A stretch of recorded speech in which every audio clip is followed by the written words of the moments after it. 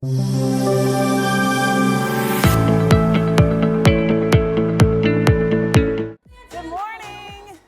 How are we? We are good.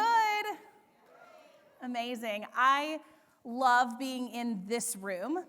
Build in Dallas 22 was the first big EXP event that I came to, and I remember my world getting bigger. So it's exciting to be back here in the same area as that event. My name is Anna Powell. I'm in North Carolina. And today, first off, we talked about this. Tony just talked about it. Who has like pages of notes? Raise your hand again. Pictures, the girls with grit yesterday, the marketing plan. Oh, Tony's like Leo's SOP. Did y'all download that document yesterday? What? They gave it to us for free? It's wild. I'm a fast implementer, so I use the action stick a lot that Tony just referenced. When people ask, how did you grow so fast? I just stole people's ideas and put them into my business really quick. That's it. I'm not really that smart. I appreciate being asked to speak, but I'm just a fast implementer. Raise your hand if you believe you're a fast implementer. Great. Fast implementers, you have to get in these rooms. This is like adding horsepower to your already supercharged speedboat at EXP to help you grow faster. So today, and I'll give you this example. I wanted to open with this. How many of you feel like you will go home and you'll implement at a fast level what you've learned? Great. You know, I think, Matt, you're here, so I'll talk finances for a minute. Most of us understand compound interest to be the eighth wonder of the world, right? Most of us know we need to go get our money into our accounts as quickly as possible so that money can start making baby money, right? You agree with that? Here's where I think we miss it. We don't do the same thing with our time. We don't go put the action steps together fast enough for these actions to start compounding. But what I believe, and you can write this down, what I believe is that rich people have a lot of money, wealthy people have a lot of time. And if I have my choice, I'm gonna choose the time. So today, I'm gonna encourage you to go take these things, put them into action. But what I'm gonna give you over the next 20 minutes is I'm gonna give you an opportunity to not take tons of pictures, because I don't have a slide deck. I don't have any tactical real estate I'm teaching. Nicole and Brittany and team and everybody, what a killer event. Events are hard. Thank you for putting this space together. I even said, I was like, maybe I'll do tactical real estate so I can teach a slide deck, because sometimes that's easier and less vulnerable. But I've been on a journey the last 12 months of really recharging and retraining my brain to see the world differently.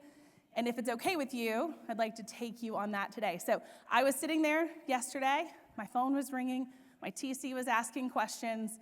There was a showing that popped up on a house that hadn't had a showing in like 15 days, and I knew I needed to respond. But I'm gonna ask you for 20 minutes to put your phones away. There's nothing to take a picture of. You can slam those laptops shut. There's nothing that you need to write down. I've learned the power of observational learning over the last 8 to 10 months, and I wanna give you that gift of presence today. So go here with me. If you'll just close your eyes for a second. This is where I always like to start. And just start to notice first the energy in the room. What a powerful room we're sitting in. Notice your breath. Notice your posture. Notice your feet connecting to the floor. And I have to do this so often because we live in a world of scripts, and we lived in a world of talk tracks and being on and being ready. But sometimes when I know I just want to connect in, I'll just say hello to myself. I know that sounds kind of silly. Mine sounds like this. It's like, hey girl, what's up? What you doing in there? Give yourself a second to connect in, because I want my authentic self to get to talk to your authentic self today. And while we're here, I want you to think about something you've done over the last 12 months that's been hard. Didn't have to be life-altering difficult, and it could go farther back if you want to, but something that's been hard, a moment that set in that you said, dag nabbit, this is gonna hurt. This is going to come with some work. I'm going to have to dig myself out of this moment. Where were you when that set of circumstances showed up? What were you wearing? Who were you with? what time of year was it? And just visualize that hard for a second, and I want you to hang on to it for a few minutes. I'm going to walk you through a few of my moments, and I hope at the end we'll be able to express some gratitude for this moment that you are thinking about right now. You can open your eyes. Endurance athletes have a term for when their brain and their bodies kind of get into alignment and things start to stop. Spoiler alert, I'm not an endurance athlete. I go weight train a couple days a week, but if you see me running, not to give the cliche joke, but there is really, truly something wrong. But I got to see Jesse Itzler speak at EXPCon last fall. Did anyone hear Jesse last year? Phenomenal. And he was showing the pictures, right, of him literally dying in the middle of a 72-hour run. And so he talked about this phrase, a pain cave, where your brain and your body start to really misstep going forward. You have to really work to move forward. And I thought, that's really interesting. What a great metaphor for entrepreneurship and life in general. And then I heard it again. Earlier this year, Lindsay Stevens at a conference, who's a marathon runner, shared the same sentiment. She talked about her pain cave, that moment where your body and your brain don't feel like it can move forward anymore. And I thought, I need to look into this. I think there's something here that we can teach entrepreneurs. Because her thesis was, you choose hard, you choose to endure, or you choose to quit. Those choices become your habits. Either way, you can make the choice. Do you keep going or do you quit? Isn't that refreshing to know you get to make that choice? So I started looking into it, doing a little bit of research on the internet, not in real life. And what I found was that these athletes understand there is no physical pain, there is no physical injury, at that moment. There's no tissue damage. You're not enduring a sprained ankle or severe dehydration or something that's going to leave lasting effects. These athletes understand that it's a temporary setback. And they understand that if they can get to the other side, they come out refined with a higher capacity for the next endeavor that they take on. And I love that, because isn't that what we're doing every single day as an entrepreneur, building capacity? So I'm going to share with you two of my pain caves that I've gone through over the last few years. And I hope you'll hang on to yours, because I don't want to just tell my story. I want you to live your story as I go through. I graduated in 2011 from Elon University. Anybody graduate around early 2010s? Job market was great, right? Yeah, it was really good.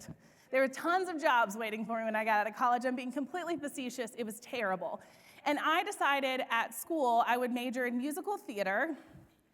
My parents thought that that might not lead to great job opportunities, so I got a history degree to go alongside of that, and then an Asian studies minor, just to be sure I was well qualified when I finished school. My prospects were low. They were not good. So as a result, I knew I was going to have to take the entrepreneurship route, which wasn't hard for me. My grandparents had been serial entrepreneurs. I had seen it and celebrated entrepreneurship my whole life. So I started a performing arts studio in Beaufort, South Carolina, and it was like the joy of my life. I can still see that building. I can still hear those kids coming up and down off that porch, ready for lessons, parents picking them up. We had created a really beautiful space in the community, and I was so thrilled at 25 years old to have a business that I had built. Life will do this to you. Sets of circumstances and results of actions will show up, and you get disrupted. And that happened to me in 2014, about November. My first marriage imploded over Thanksgiving in a very dramatic fashion. And I was forced to leave that coastal town of South Carolina to move back home to North Carolina. And while I had to say goodbye to some amazing friends, some amazing community members, some really beautiful real estate that I wish I still had today, my last stop on my way out of town was to this studio. And I walked on that porch, and I laid down on the beautiful hardwood floors in that building, and I just wailed out, and I wondered, how will I get on to the other side of this? How am I going to go back home defeated? My ego was crushed to the size of a Tic Tac. I mean, it was just a terrible time in my life. I believe all things work together for good. I now can see the map to good. I went back home. I got to develop an adult relationship with my parents close by, started into real estate very arbitrarily. Anybody else just get your license because you thought it seemed like a good idea? That was me. My dad was a developer in like 07, 08, so it was like hilarious that I thought that I would find security in the real estate market. But I got my real estate license and kind of was good at it. You know, like I did well. My musical theater degree, my soft skills apparently were at work. And so we built a good-sized business. By 2017, I had reconnected with who had been a dear friend. We got married. We had our first in 2017. By 2019, we were selling a ton of homes. My husband left his outside job, or outside sales job, to work in the business with me. And by 2021, we welcomed our twin boys, and we moved our business to eXp Realty in July of 2021. She's not here to say it, but Tina Call knows every day I'm thankful that she never gave up on me in those years. See, I showed a house a week after the twins were delivered via C-section. So in 2021, I was desperately seeking some guidance on how do I make this a sustainable path, because that is not sustainable, friends. And I will encourage you, if there's someone that you keep encouraging, or you're a guest here and someone has continued to encourage you to welcome you to this company, be thankful, because it's an incredible opportunity. And my life looks a lot different today. Yeah, please. My life looks a lot different today than it did when I was showing a house a week postpartum. So we moved our company to eXp, and like I just said, we came to our first build in the fall of 22. And yesterday I had a moment that I was like, I cannot believe this is becoming so full circle, because I heard John speak at that event, just as he shared with you yesterday. And he talked about his path to really becoming a successful real estate agent. And one of the things he shared was the health issues in his family and the loss of his father, just like he did yesterday. And I remember, and I think now it was my heart preparing, I sat on the left side of that room, and I remember thinking, that is my worst nightmare come true. I'm a young mom. I've got young boys. My life with my parents is very intertwined. I could not fathom going through a loss that significant in this phase of life. But as life will have it, I got back to North Carolina, Labor Day Monday. My dad called, let me know that my mom had had a stroke. We went to the hospital that night. I knew life was never going to look the same, very honestly. And a terminal cancer diagnosis came a few days later. Hospice came a few days after that. And then I planned her funeral about a week and a half later. If you've gone through crazy grief like that, you realize that the adrenaline kind of kicks in. So for about 2 or 3 weeks, I was on overdrive. I was being the PR person for our family, handling things for my dad. I'm an only child. It's just me. My husband had no idea how to help, so I think I was also consoling him in some ways.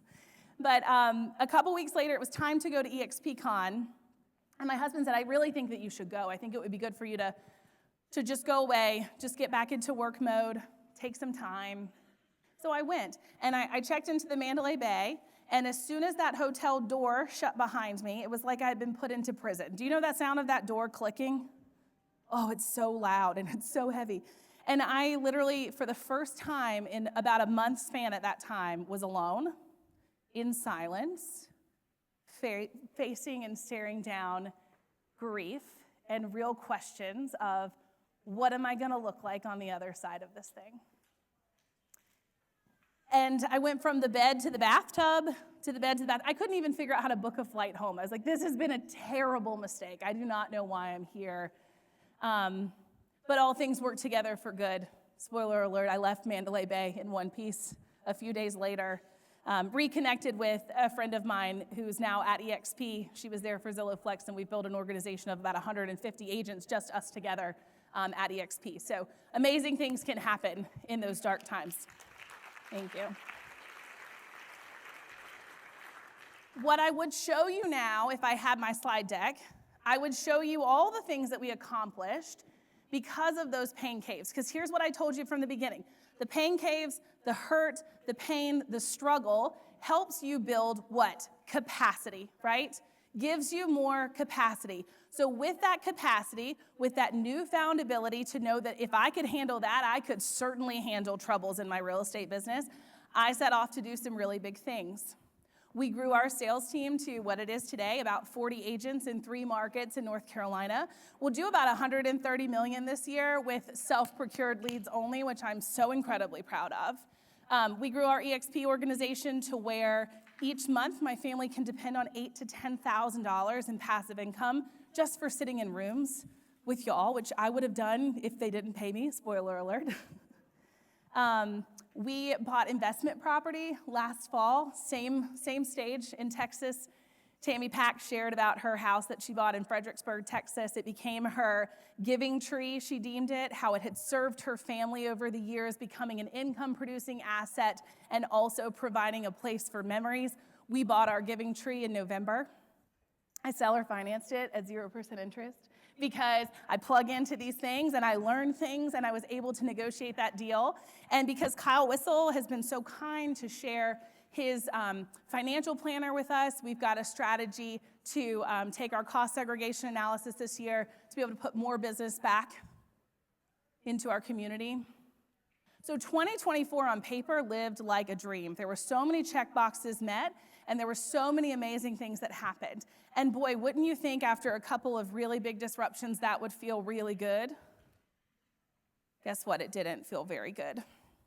I don't know if I thought I was just psychotic. I kept thinking, I'm just waiting for the shoe to fall, right? Or the shoe to drop. I'm waiting for the next problem to show up. I started thinking there was something wrong with me.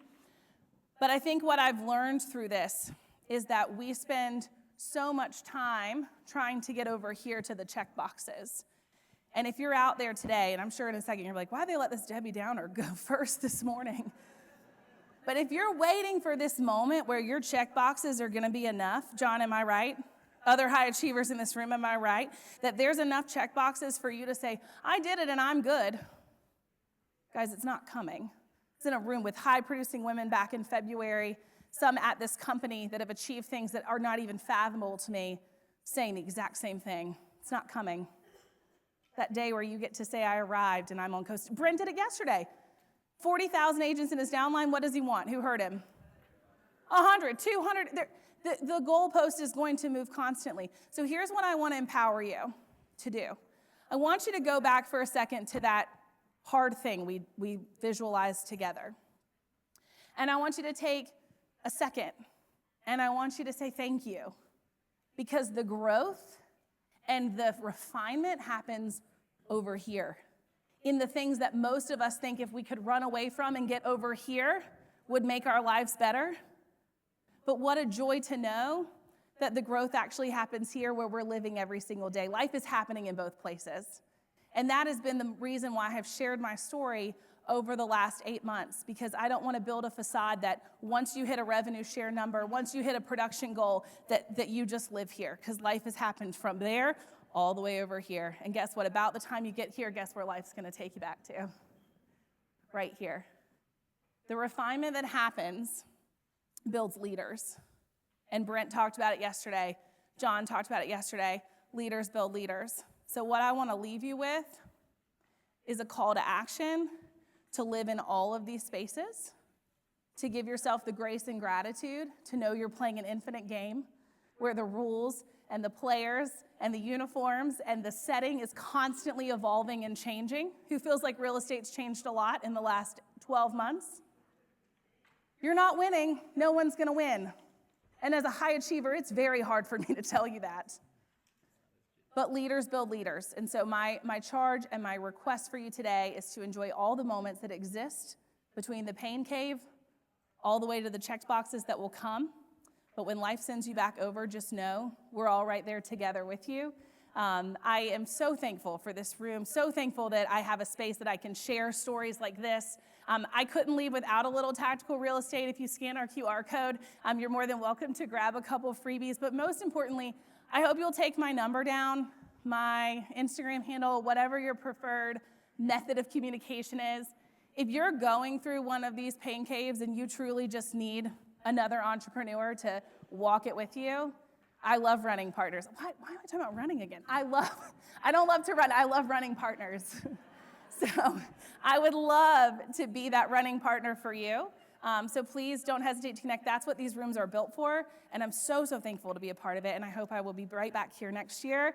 And you guys will have a whole nother set of problems and a whole nother set of capacity and all the check boxes that come with it. Thank you guys for letting me share my story. If you are